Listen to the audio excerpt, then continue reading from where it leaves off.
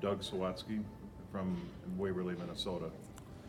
On June 21st of 1976, the apron had broken on our silage unloading wagon, and I took it upon myself to pull the wagon up to the silo and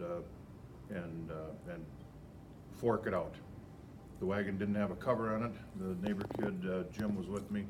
We both cleaned out the wagon. When it was all done, we were scraping up the floor, and the beaters were still running, as well the cross apron.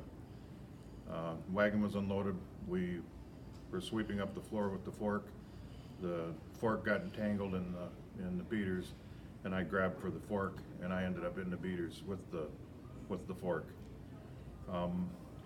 Ended up getting beat up pretty bad from my waist down, broken femur, several lacerations, and ended up in the hospital with 5 weeks in traction from to get my bone set in my leg. 3 months of in the body cast after that, as well as recovery from crutches back to walking again, and a week of rehabilitation back in the hospital again. It's the only time I saw my dad cry. Lucky I didn't get conveyed into the blower. So that's Doug, that's an amazing story, and that's how were you rescued? How did they extract you from the front of that wagon? Okay, when it all stopped after the machine got shut off, I was hanging on to the front of the wagon. This is an old box, an old Decker box.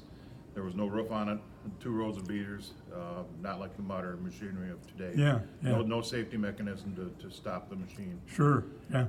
I remember the ambulance, my dad came from the field, and he held me until the ambulance got there, and they untangled me or whatever, got me out, and off to the hospital I went, and then transferred further into the Twin Cities. Yeah.